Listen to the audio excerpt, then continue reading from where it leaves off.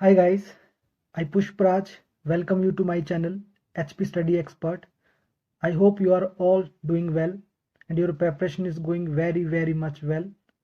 हमारी आज की वीडियो जो है हिमाचल प्रदेश की एडमिनिस्ट्रेटिव एंड पॉलिटिकल हिस्ट्री के ऊपर रहेगी, जो कि 1972 तक चलेगी, फ्रॉम 1948 से 1972। इस वीडियो से पहले मैं एक वीडियो बना चुका हूं कि किस तरह से हिमाचल प्रदेश का गठन हुआ था अप टू 15 अप्रैल 1948। अब हम इसके बाद का जो प्रशासनिक डेवलपमेंट रही, जो एडमिनिस्ट्रेटिव डेवलपमेंट रही, उसकी पूरी चर्चा करेंगे। और हाँ, ये वीडियो लंबी हो सकती है, मतलब आधे घंटे से ऊपर जा सकती है, क्योंकि मैं एक ही वीडियो इसके ऊपर बनाना चाहता हूँ, मैं इसको तोड़ना नहीं चाहता हूँ। ये एक ही सेगमेंट रहेगा 1948 से 1972 का। और हाँ, मैं ये भी कहूँगा कि इस वीडियो के बाद जो है आपको अलग से जो 1948 से 1972 का इवेंट है वो अलग से आपको पढ़ने नहीं पड़ेगा। आपकी जो जनरल अप्रोच है वो पूरी की पूरी इस वीडियो से कंप्लीट हो जाएगी और आपके अच्छे नोट्स भी तैयार हो जाएंगे। तो जो भी चैनल से पहली बार जुड़ रहा है वो चैनल को सब्सक्राइब जरूर करे, ताकि आने वाली वीडियोस की अपडेट उसे मिल सके। तो ज़्यादा देर नहीं करेंगे, शुरू करते हैं हमारी आज की वीडियो।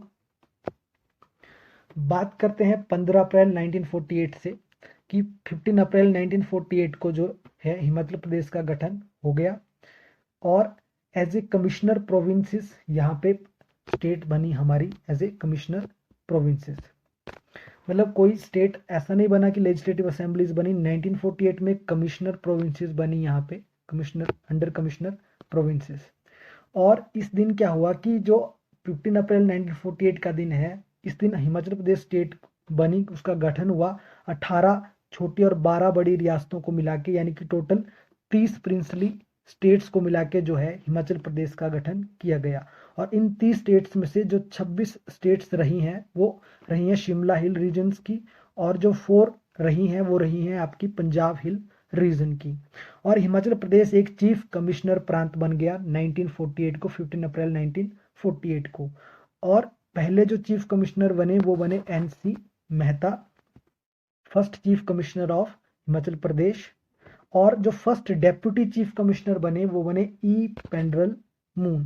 पेंडलर मून जो है पहले डेप्यूटी चीफ कमिश्नर यहाँ पे बने। बात करते हैं हिमाचल प्रदेश के फॉर्मेशन के बाद क्या हुआ कि जो हिमाचल प्रदेश का एरिया था उस समय राज्य का क्षेत्रफल 27,018 वर्ग किलोमीटर था। अगर बात करें बिलासपुर की तो वो उस समय मर्ज नहीं किया गया था। इससे पूर्व जो भाखड़ा बांध का जो निर्माण हो रहा था उसके कारण बिलासपुर को एक पृथक इकाई के रूप में रखा गया था, परंतु इसका प्रशासन जो है वो बिलासपुर के राजा आनंद चंद के अधीन ही किया गया और बिलासपुर को भी एक चीफ कमिश्नर प्रांत बना दिया गया। और उस समय हिमाचल प्रदेश की जनसंख्या 9,35,000 थी और चीफ कमिश्नर ने छोटी बड़ी रियासतों को मिलाया उस समय और 4 बड़े जिले बना लिए, जिसमें शामिल है हमारा चंबा, मंडी, महासू और Sirmaur. Chamba first one district रही हमारी।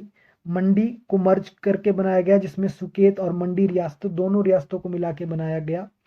और महासू जो है वो बिगेस्ट डिस्ट्रिक्ट रही हमारी उस टाइम की, बिगेस्ट डिस्ट्रिक्ट यानी कि सबसे बड़ी डिस्ट्रिक्ट थी जब हिमाचल प्रदेश का गठन हुआ था उस समय। और सिरमौर को जो है with the influence of EP Kripalani, king Rajendra Prakash signed on instrument of accession. तो जो नेता थे EP कृपलानी, उनके इन्फ्लुएंस के कारण राजेंद्र प्रकाश तैयार हो गए, जो इंस्ट्रूमेंट ऑफ एक्सेशन था, जो कि उस समय एक एक्सेशन का मतलब कि अधिग्रहण करने का, जो विलय का जो था इंस्ट्रूमेंट ऑफ एक्सेशन था, उसके ऊपर साइन कर लिया सिरमौर के राजा राजेंद्र प्रकाश ने। तो इस तरह सिरमौर हिमाचल प्रदेश का एक जिला बना। तो उस समय जो है चीफ कमिश्नर्स ने उन सारी छोटी बड़ी रियासतों को मिला के ये 4 जिले बना दिए और प्रत्येक जिले को एक डिप्टी कमिश्नर के अधीन रखा गया। जितने भी जिले थे एक डिप्टी कमिश्नर वहां पे अपॉइंट किया गया। और ये जो सारे प्रांत में तहसीलों और उप तहसीलों की संख्या टोटल थी 23। ठीक है, मतलब 23 तहसील थी और 3 सब तहसील थी। तो टोटल संख्या कहीं पे 26 भी लिखी होती है, बलोखरा में 26 भी लिखी हुई है, कई जगह 23 भी लिखी हुई है, तो ये कन्फ्लिक्ट का विषय है। बट जनरल अप्रोच में 23 तहसीलें ही यहाँ पे रहेंगी। आप मैप में भी देख सकते हैं इस समय यहाँ पे कि जो मैप रहने वाला था वो इस तरह का मैप था उस समय, जिसमें ये डिस्ट्रिक्ट शामिल थी, जिसमें महासू डिस्ट्रिक्ट यहाँ पे देख सकते हैं आप सबसे बड़ी डिस्ट्रिक्ट थी, सिरमौर डिस्ट्रिक्ट थी, मंडी डिस्ट्रिक्ट थी और चंबा डिस्ट्रिक्ट थी। तो इस तरह से हिमाचल का एरिया था उस समय 27,108 स्क्वायर किलोमीटर का एरिया था। एनसी मेहता प्रथम चीफ कमिश्नर बन चुके थे और बिलासपुर स्टेट अलग से एक चीफ कमिश्नर प्रोविंस बनाया गया अंडर द राजा आनंदचंद, जो कि उस समय उनको पहला चीफ कमिश्नर बनाया गया बिलासपुर का। नेक्स्ट डिस्कस करते हैं कि 30 सितंबर 1948 को एक एडवाइजरी काउंसिल बनाई गई। ठीक है, किसको एडवाइज करने के लिए? चीफ कमिश्नर को एडवाइज करने के लिए, ताकि एडमिनिस्ट्रेशन में जो है वो और ट्रांसपेरेंसी लाई जा सके और एडमिनिस्ट्रेशन और अच्छा हो, मतलब अच्छे से एडमिनिस्ट्रेशन को डिस्चार्ज किया जा सके। तो उसमें 9 मेंबर्स उस समय वहां पे जोड़े गए। There are total 9 members in the councils, और इनमें से 3 मेंबर कौन थे? 3 मेंबर्स थे जो पहले रूलर्स रह चुके थे किसी स्टेट के, मतलब किसी प्रिंसली स्टेट्स के, जिसमें ये 3 रूलर कौन कौन से थे? ये थे आपके मंडी, चंबा और बघाट के रूलर। और उसमें कुछ लोकल टैलेंटेड पीपल्स को भी रखा गया, जो पढ़े लिखे लोग थे उस समय, उनको भी एडवाइजरी काउंसिल में रखा गया, जो कि एडमिनिस्ट्रेशन के काम को अच्छे तरीके से समझते थे और वो अच्छी सलाह दे सके, ताकि एडमिनिस्ट्रेशन और रेजिम जो है, शासन जो है, वो अच्छे से चलाया जा सके। और ये काउंसिल क्या थी? एक टाइप की एडवाइजरी काउंसिल थी, लेकिन हम इसको एक असेंबली की एक छाया की तरह देख सकते हैं, क्योंकि असेंबली में कुछ मेंबर्स होते हैं, वो मिल के काम करते हैं। तो इस तरह की इसकी पृष्ठभूमि भी रही, बट एक कंप्लीटली इसको असेंबली नहीं कहा जा सकता है। ये वेरी बहुत ही अलग, एक्चुअल असेंबली से बहुत ही अलग एडवाइजरी काउंसिल्स थी ये। तो इसमें 6 मेंबर्स थे काउंसिल में, और 3 मेंबर्स अलग से थे जो कि अरेस्ट बाई प्रिंसली स्टेट से थे। 3 मेंबर्स जो कि प्रिंसली स्टेट से थे वो थे आपके राजा दुर्गा सिंह बघाट से, राजा जोगिंदर सिंह मंडी से और राजा लक्ष्मण सिंह चंबा से। और बात करें इन मेंबर्स की, तो इन मेंबर्स में कौन कौन थे? देखिए, इन मेंबर्स में थे आपके Leelavati, doctor Y S Parmar, Avtar Chand Mehta, स्वामी पूर्णानंद, श्री पदम देव और लाला शिवचरण। ये 6 मेंबर इसमें थे, और ये 3 मेंबर प्रिंसली स्टेट से थे इस एडवाइजरी काउंसिल में।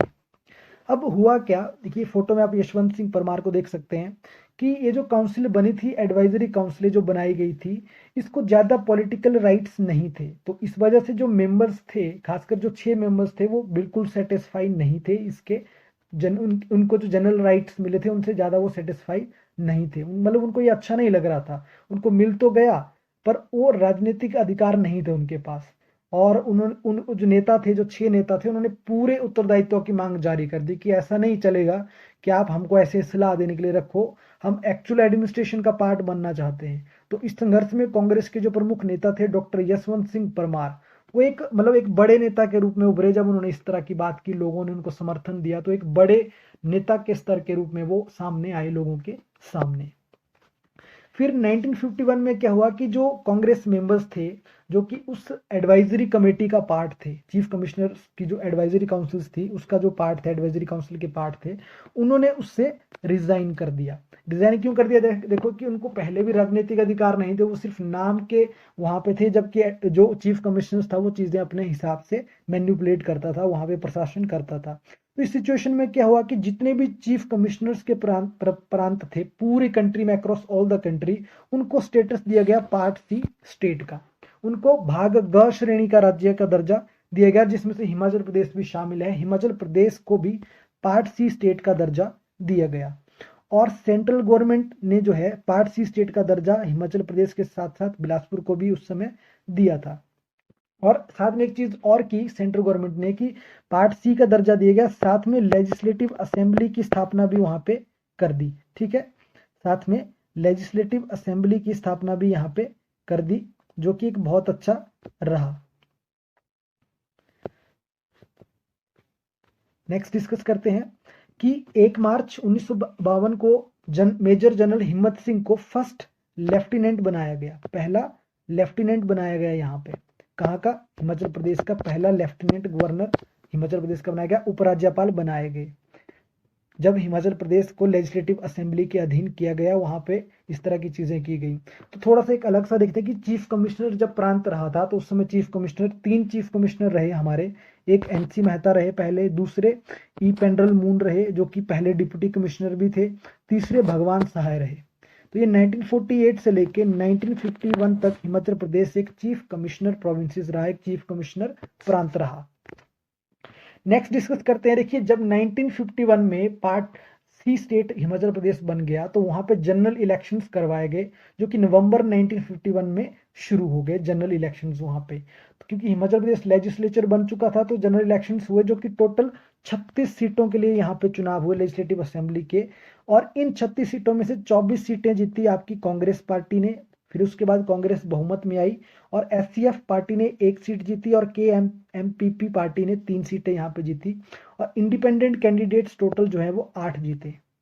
ठीक है, तो ये टोटल 36 सीटों का चुनाव था जिसमें कांग्रेस की पहली बार यहाँ पे सरकार बनी। और मार्च 1952 को 24 मार्च 1952 को यशवंत सिंह परमार जो है वो हिमाचल प्रदेश के पहले चीफ मिनिस्टर बने और इनको राज्यपाल मेजर जनरल हिम्मत सिंह ने पद की शपथ दिलवाई। और उस समय 2 मिनिस्टर भी यहाँ पे बने, पंडित पद्मदेव और गौरी प्रसाद को 2 कैबिनेट मंत्री यहाँ पे बनाए गए। और पंडित जयवंत राम जो थे वो लेजिस्लेटिव असेंबली के पहले स्पीकर बने, पहले अध्यक्ष बने लेजिस्लेटिव असेंबली के। और इलेक्शन के दौरान एक महत्वपूर्ण रिकॉर्ड हिमाचल प्रदेश के नाम आया कि हिमाचल प्रदेश के राम शरण दास नेगी जो थे, जो कि किन्नौर के रेजिडेंट रहे, किन्नौर के नागरिक हैं, मतलब किन्नौर से संबंधित हैं, उन्होंने जो है अक्रॉस द इंडिया जितनी भी वोटिंग हुई उसमें वो सबसे पहले वोटर रहे, मतलब सबसे पहले वोट डालने वाले रहे। आजादी के बाद जो सबसे पहले वोटिंग हुई थी उसमें सबसे पहले वोट डाला था रामशरण दास नेगी ने, जो कि उनका रिकॉर्ड है। और इन्होंने उसके बाद कंटिन्यूसली वोट डाला जो इलेक्शंस हुए, जितने भी चुनाव हुए लोकसभा विधानसभा के, उन सब में। और ऐसा क्यों हुआ कि हिमाचल प्रदेश से ही पहला वोटर बना? देखिए इसके पीछे रीजन ये है कि वैसे जनरल इलेक्शंस तो 1952 में होने थे, लेकिन जो पहाड़ी क्षेत्र थे वहां पे हिमपात हो जाता है, जिस वजह से वहां 5-6 महीने के लिए बंद रहते हैं। तो इसलिए वहां पे पहले ही इलेक्शंस करवा लिए गए और वहां पे इसीलिए रामशरण दास नेगी ने जो है सबसे पहले वहां पे वोट अपना कास्ट किया था, ताकि स्नोफॉल से पहले वहां पे वोटिंग हो जाए। और बाद में नेशन वाइज जो वोटिंग होती है वो बाद में होनी थी, तो बाद में कलेक्टिव रिजल्ट निकाला जा सके। नेक्स्ट इंपॉर्टेंट कुछ फैक्ट डिस्कस भी कर लेते हैं साथ में, जो कि एग्जाम के पॉइंट ऑफ व्यू से इंपॉर्टेंट रहते हैं। तो देखिए जब हिमाचल प्रदेश में लेजिस्लेटिव असेंबली बन गई थी तो लेजिस्लेटिव असेंबली के पहले जो सेक्रेटरी बने एनसी नंदी।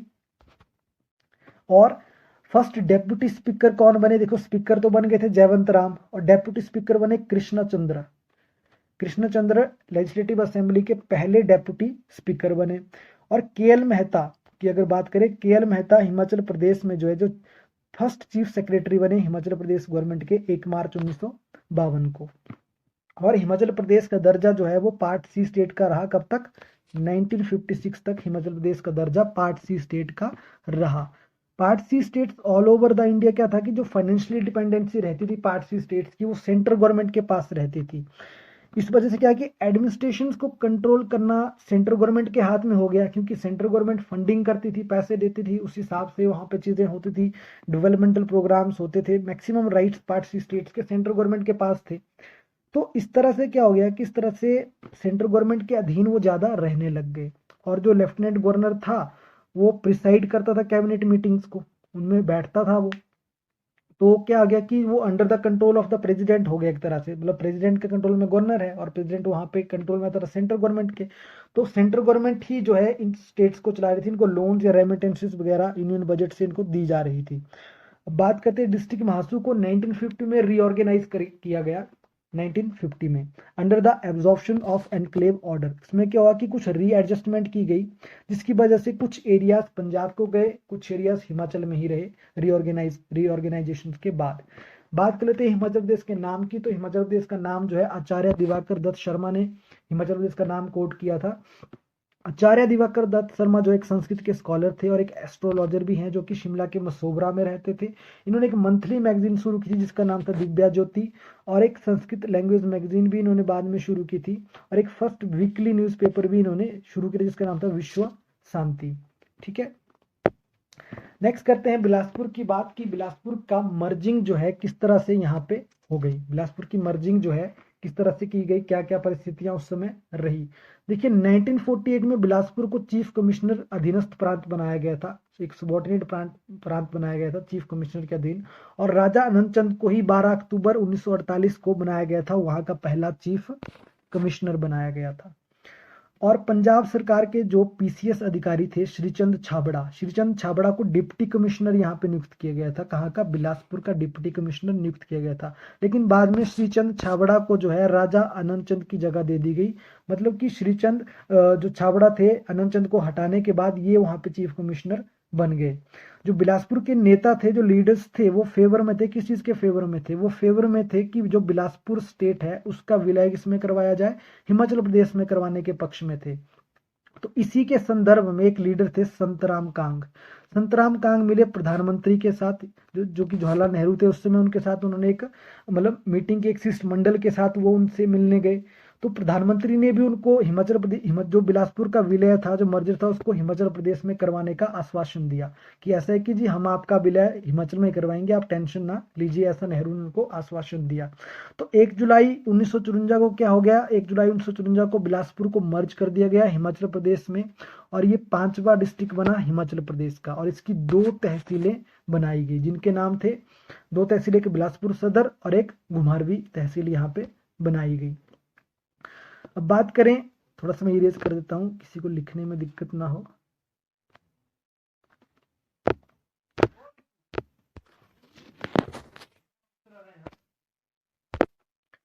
तो ये जो है 2 तहसीलें बनाई गई यहाँ पे, बिलासपुर सदर और घुमारवी। अब हिमाचल प्रदेश का एरिया जो है बढ़ के कितना हो गया? 28,241 स्क्वायर किलोमीटर हिमाचल प्रदेश का एरिया हो गया। और जो असेंबलीज थी जिसमें 36 सीटें थी टोटल, उसकी संख्या बढ़कर 41 यहाँ पे हो गई। तो टोटल सीटें यहाँ पे कितनी होगी? 41 यहाँ पे होगी। एरिया बढ़ के हो गया 28,241 स्क्वायर किलोमीटर। और 5 लेजिस्लेटिव मेंबर्स यहाँ पे नए जुड़े हिमाचल प्रदेश में, बिलासपुर के। ठीक है। नेक्स्ट है स्टेट रीऑर्गेनाइजेशन कमीशन 1953। तो देखिए, एक स्टेट रीऑर्गेनाइजेशन कमीशन आया था जिसमें राज्यों के पुनर्गठन की बात की गई थी 1953 में। तो ये जो है 29 दिसंबर 1953 को इसका गठन किया गया था। Under the chairmanship of justice Fazl Ali के नेतृत्व में इसका गठन किया गया था। और इसमें 2 और मेंबर्स थे, जिसमें डॉक्टर के.एम. पानीकर और डॉक्टर एच.एन. कुंजरू इसमें शामिल थे। तो कमीशन की उस समय रिकमेंडेशन ये रही कि हिमाचल प्रदेश को मर्ज कर दिया जाए पंजाब स्टेट के साथ। तो ये इस समय इनकी रिकमेंडेशन रही हिमाचल प्रदेश के, जो कि हिमाचल प्रदेश के फेवर में नहीं थी। वो हिमाचल प्रदेश का विलय करवाना चाहते थे पंजाब के साथ ही। तो कमीशन के 3 मेंबर्स थे, 3 में से 2 ने सजेशन दिया मर्जर का, जबकि जो चेयरमैन थे जस्टिस फाजिल अली ने ये क्लियर किया कि जो सेपरेशन रहेगा वो डेवलपमेंट ऑफ हिमाचल प्रदेश के फेवर में। उन्होंने बात की कि फिलहाल के लिए सेपरेशन चलो जो भी है जैसा रहेगा, लेकिन वो फेवर में नहीं थे कि अलग किया जाए, मतलब अलग रखा जाए, इस बात की वो बात करते थे, वो मर्जर के फेवर में नहीं थे। तो जस्टिस फाजिल अली एक तरह से हिमाचल प्रदेश को स्वतंत्र रखने के फेवर में थे, डेवलपमेंट पर्पजेज के कारण।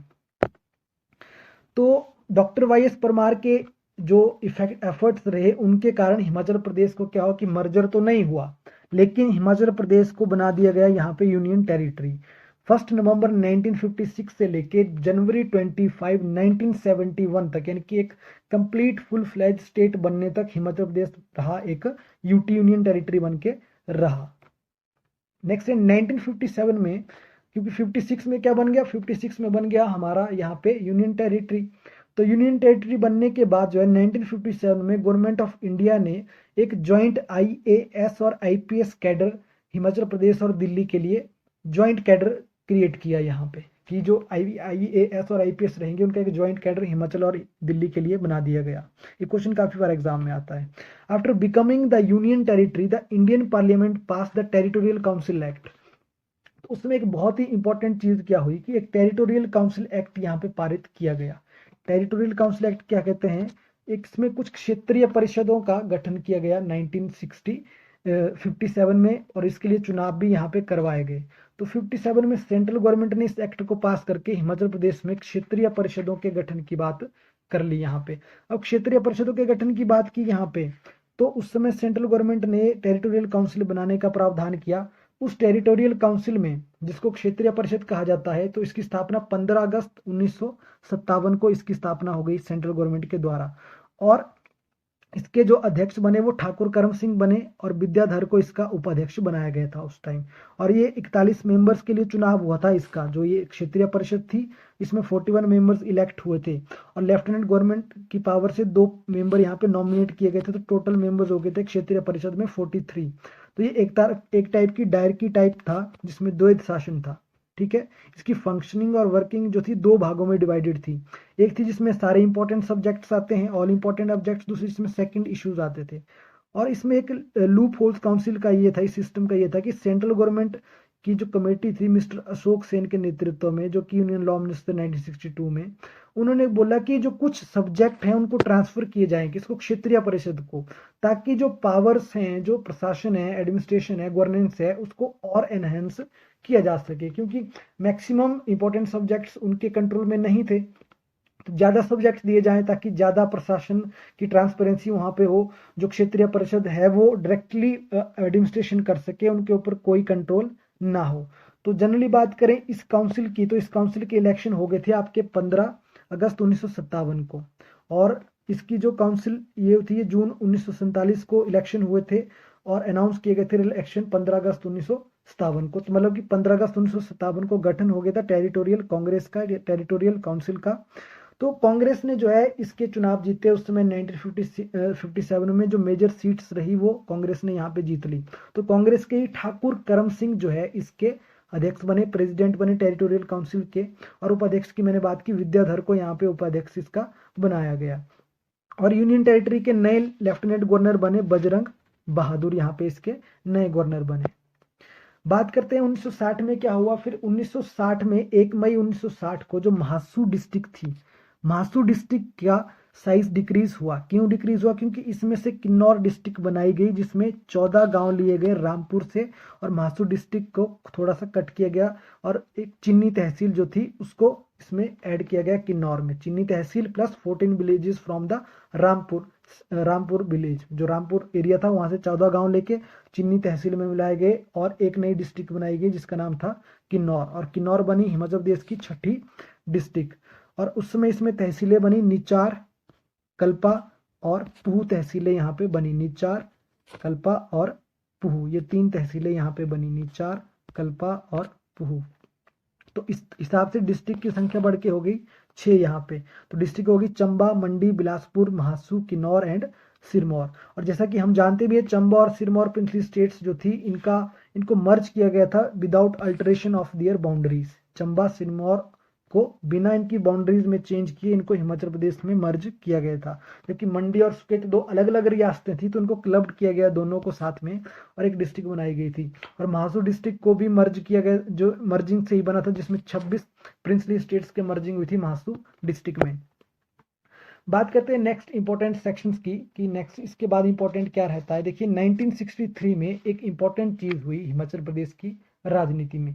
अब इंपॉर्टेंट चीज क्या रही? इंपॉर्टेंट चीज ये थी कि 1963 में गवर्नमेंट ऑफ इंडिया ने यूनियन टेरिटरी एक्ट 1963 यहाँ पे पारित किया। यूनियन टेरिटरी एक्ट 1963 पारित किया। टेरिटोरियल काउंसिल को यहाँ पे क्या कर दिया गया? कन्वर्ट कर दिया गया लेजिस्लेटिव असेंबलीज में। देखिए 1957 में टेरिटोरियल काउंसिल बनी थी, इनको जो है यहाँ पे कन्वर्ट कर दिया गया किसमें? लेजिस्लेटिव असेंबलीज में। कि 1963 में क्या हो गया कि ऐसा कुछ नहीं होगा, अब टेरिटोरियल काउंसिल नाम की संस्था खत्म करके फिर से लेजिस्लेटिव असेंबली को पुनर्स्थापित यहाँ पे कर दिया गया। लेफ्टिनेंट गवर्नर जो थे उन्होंने इस क्षेत्रीय संघ का जो थे लोग थे उनको यहाँ पे हटा दिया। मतलब कि नई स्थापना हो गई। जो पहली लेजिस्लेटिव असेंबली हुई फिर उसकी सीटिंग हुई अक्टूबर 1 1963 को। तो आफ्टर द इलेक्शन क्या हो गई? कांग्रेस पार्टी फिर से जीती, जिसमें डॉक्टर वाई.एस. परमार जो है दूसरी बार सेकंड टर्म में चीफ मिनिस्टर बने हिमाचल प्रदेश के। और जो स्ट्रेंथ ऑफ असेंबली थी वो फर्स्ट जो कि 43 फिक्स्ड थी, उसमें 2 नॉमिनेटेड मेंबर्स थे, मतलब 41 थी और 2 उसमें नॉमिनेटेड मेंबर्स थी। तो टोटल सीटें होगी असेंबली की, लेजिस्लेटिव असेंबली की उस समय 43। तो 1965 में सेंट्रल गवर्नमेंट ने डिसाइड किया कि जो सिविल एंड पुलिस कैडर है हिमाचल प्रदेश का उसको अलग किया जाएगा। ठीक है, इसी हिसाब से दिल्ली, हिमाचल प्रदेश और अंडमान के लिए अलग पुलिस कैडर बने 1 दिसंबर 1965 को। अलग से पुलिस कैडर बन गए। ठीक है, हिमाचल प्रदेश पुलिस कैडर अलग हो गया। मतलब एचपी पुलिस आ गई 1 दिसंबर 1965 से एग्जिस्टेंस में। नेक्स्ट डिस्कस करते हैं reorganisation of Punjab hill areas in 1966। देखिए 1966 का साल हिमाचल प्रदेश के लिए एक बहुत ही महत्वपूर्ण साल रहा था 1966 का, क्योंकि बात करें इनकी टेरिटोरियल कांग्रेस काउंसिल की, तो ये तो खत्म हो गई थी, लेजिस्लेटिव असेंबली आ गई थी। लेजिस्लेटिव असेंबली आ गई थी तो फिर उसके बाद यहाँ पे क्या हो गया कि अब इन्होंने डिमांड करना शुरू कर दी थी कि जो हिमाचल प्रदेश का एरिया है उसको जोड़ा जाए। तो उस समय पंजाब और हरियाणा का भी कन्फ्लिक्ट चल रहा था आपस में लैंग्वेज को लेके। तो इसी समय रीऑर्गेनाइजेशन किया गया पंजाब हिल एरियाज का 1966 में। एक कमीशन अपॉइंट किया गया जिसको पंजाब स्टेट रीऑर्गेनाइजेशन कमीशन कहा जाता है 1965 में। और हिमाचल गवर्नमेंट ने भी अपना एक ड्राफ्ट भेजा विशाल हिमाचल को बनाने को लेके भारत सरकार को, कि जो एरिया है वो हिमाचल प्रदेश में शामिल करवाया जाए। और इस पंजाब स्टेट रीऑर्गेनाइजेशन कमीशन के अध्यक्ष थे हुक्म या हाकम सिंह, इनको के नाम से इनको जाना जाता है, जो कि पंजाब स्टेट रीऑर्गेनाइजेशन कमीशन के चेयरमैन थे। और उनको भी ये ड्राफ्ट दिया गया। तो इस हिसाब से 1 नवंबर 1966 को कांगड़ा, कुल्लू, लाहौल स्पीति और शिमला, नालागढ़, कंडाघाट, डलहौजी, ये जो एरिया है ये मर्ज किए गए हिमाचल प्रदेश में। और जो असेंबली मेंबर्स थे यहाँ के वो डायरेक्टली असेंबली मेंबर्स हो गए हिमाचल प्रदेश विधानसभा के। और जितना भी हिली रीजन था हमारा, चुनाव रिवर से लेके यमुना रिवर तक, वो यूनाइट हो गया और एक हिमाचल प्रदेश का हिस्सा बन गया। और अब हिमाचल प्रदेश का एरिया बढ़ के हो गया टोटल 55,673 स्क्वायर किलोमीटर। अब हिमाचल प्रदेश का टोटल एरिया हो गया यहाँ पे 55,673 स्क्वायर किलोमीटर, और पॉपुलेशन होगी हमारी 28 लाख तक यहाँ पे। तो रीऑर्गेनाइजेशन के बाद जो है हिमाचल प्रदेश में 4 और डिस्ट्रिक्टें ऐड हुई, जिस वजह से हिमाचल प्रदेश में टोटल डिस्ट्रिक्ट की संख्या बढ़कर 10 हो गई। और हिमाचल प्रदेश के जो टोटल एरिया में इंक्रीज हुआ वो 96% का इंक्रीज हुआ। देखिए पहले कितना था, 28,000 एरिया था, बढ़ के 55,000 हो गया, मतलब एक तरह से डबल एरिया हो गया अब हमारे पास। जिसको हमने उस समय बोला कि विशाल हिमाचल कब बना था, तो विशाल हिमाचल बना था आपका 1 नवंबर 1966 को, तब जब हमारा टोटल एरिया 55,673 स्क्वायर किलोमीटर हो गया था। तो यहाँ पे क्या हुआ कि हमें जो है नालागढ़ मिला अंबाला से, और उन्ना मिला हमें होशियारपुर से, डलहौजी और बकलोह जो एरिया था वो मिला हमें गुरदासपुर डिस्ट्रिक्ट से पंजाब की। तो टोटल अब जो मेंबर्स हमारे पास यहाँ पे हो गए, टोटल मेंबर्स हमारी विधानसभा में कितने हो गए, अब टोटल 56 मेंबर्स हो गए, जिसमें 2 नॉमिनेटेड मेंबर्स थे, जिसमें 56 प्लस मेंबर्स के बाद 2 नॉमिनेटेड मेंबर्स यहाँ पे थे हमारे पास। नेक्स्ट ये कि जो सेक्शन है 24(3) सेक्शन पंजाब रीऑर्गेनाइजेशन एक्ट का, उसमें बोला गया कि जो लेजिस्लेटिव असेंबलीज थी उनकी संख्या बढ़कर 63 हो गई, जो कि पहले 60 होती थी। ठीक है, अब 3 नए नॉमिनेटेड मेंबर्स भी आ गए और लेजिस्लेटिव असेंबली की संख्या बढ़कर 60 हो गई। फिर 1967 के जनरल इलेक्शंस हुए, 1967 के जनरल इलेक्शंस हुए 60 सीट्स को लेकर, उसमें कांग्रेस पार्टी फिर से जीती और डॉक्टर वाई.एस. परमार जो है तीसरी बार, थर्ड टर्म में हिमाचल प्रदेश के मतलब मुख्यमंत्री बने, तीसरी बार हिमाचल प्रदेश के मुख्यमंत्री। और कांग्रेस ने इस इलेक्शन में 34 सीटें यहाँ पे जीती। और टोटल डिस्ट्रिक्ट मैंने पहले भी कहा हिमाचल प्रदेश में बढ़कर 10 हो चुकी थी। बात करते हैं हिमाचल प्रदेश की जर्नी की, जो कि एक फुल फ्लैज स्टेट्स बनने के फेवर में कैसी रही। अब बात करते हैं फरवरी 1966 की। देखो हिमाचल प्रदेश उस समय एक कैसा राज्य बन गया था, विशाल हिमाचल बन चुका था। हमने अपना पूरा एरिया जो है फिर से एक्वायर कर लिया था, जो कि एक हिमाचल प्रदेश का वाजिब एरिया भी था। तो हिमाचल प्रदेश कांग्रेस ने जो इलेक्शन लड़ा था 1967 का, उनका जो मेन इलेक्शन मैनिफेस्टो में जो मेन बात थी वो ये थी कि वो हिमाचल प्रदेश को अब एक फुल स्टेट हुड का दर्जा और एक अप्रोप्रिएट साइज के साथ, एक फुल प्रॉपर एग्जिस्टेंस के साथ एक फुल स्टेट हुड का दर्जा दिलाएंगे। तो ये मेन मैनिफेस्टो में इनकी मेन डिमांड थी, और बाकी पॉलिटिकल पार्टीज ने भी इस डिमांड को यहाँ पे सपोर्ट किया। जिसके बाद क्या हो गया कि बाकी सारी जो पॉलिटिकल पार्टीज थी वो भी मेजोरिटी के साथ कांग्रेस में इसके साथ उन्होंने हेल्प की। तो जनवरी 24 1968 को एक महत्वपूर्ण चीज हुई यहाँ पे, जनवरी 24 1968 को इंपॉर्टेंट चीज क्या हो गई यहाँ पे, इंपॉर्टेंट चीज यहाँ पे ये हुई कि जो स्टेट असेंबली थी उन्होंने एक अनएनिमसली रेजोल्यूशन पास किया फुल स्टेट हुड के लिए, पूर्ण राज्य के दर्जे के लिए एक प्रस्ताव यहाँ पे पारित किया। और जो लेजिस्लेचर्स था उसमें जो बाकी पॉलिटिकल पार्टीज थी उन्होंने भी इसका पूरी तरह से समर्थन यहाँ पे किया।